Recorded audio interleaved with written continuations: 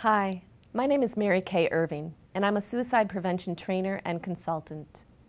In this video, we will talk about how to intervene with a suicidal person with care and steps to take when the individual needs help beyond what you alone can provide, as well as some basic do's and don'ts.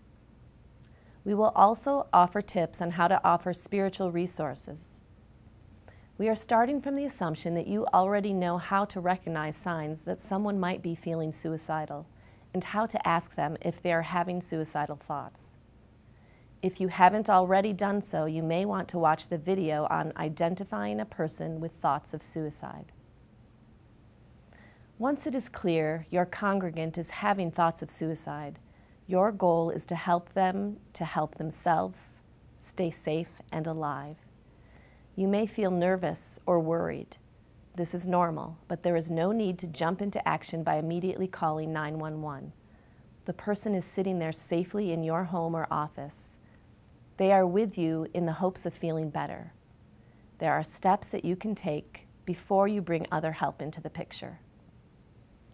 We will review your next steps using the acronym CARE.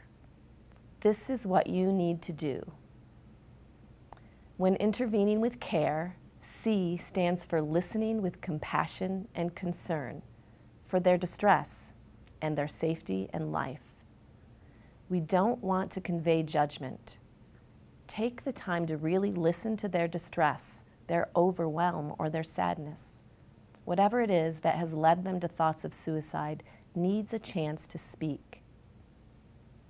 The A stands for acknowledging their ambivalence.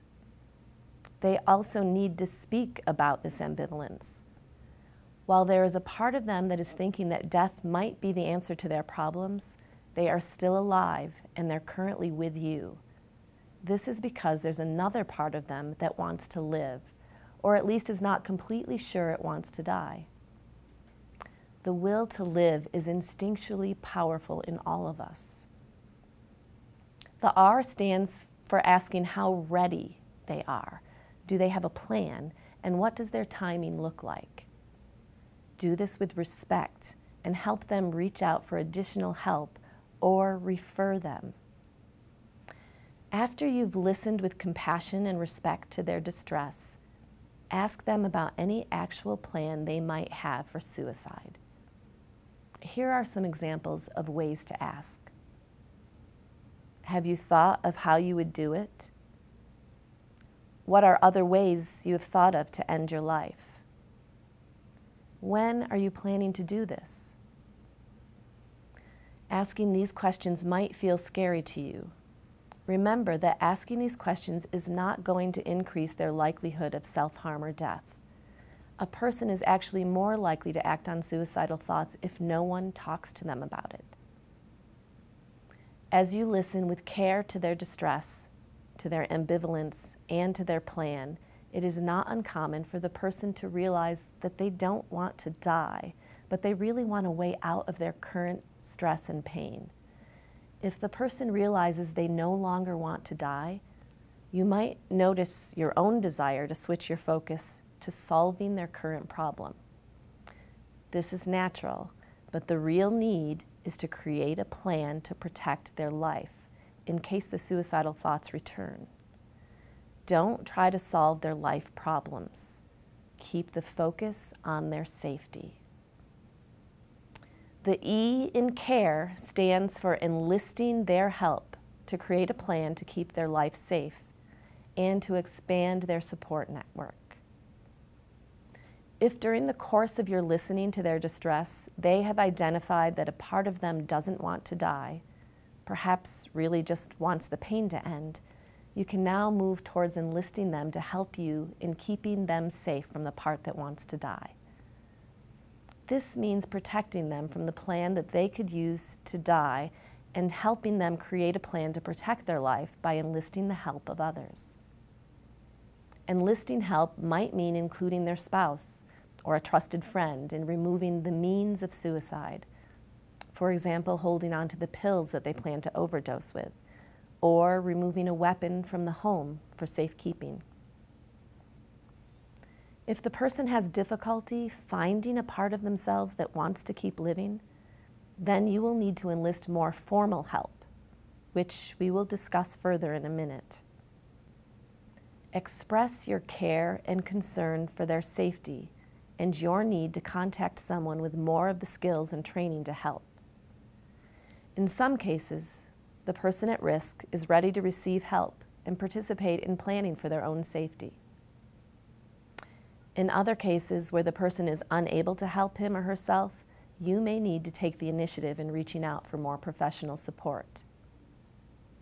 In either case, your action needs to demonstrate respect and sensitivity.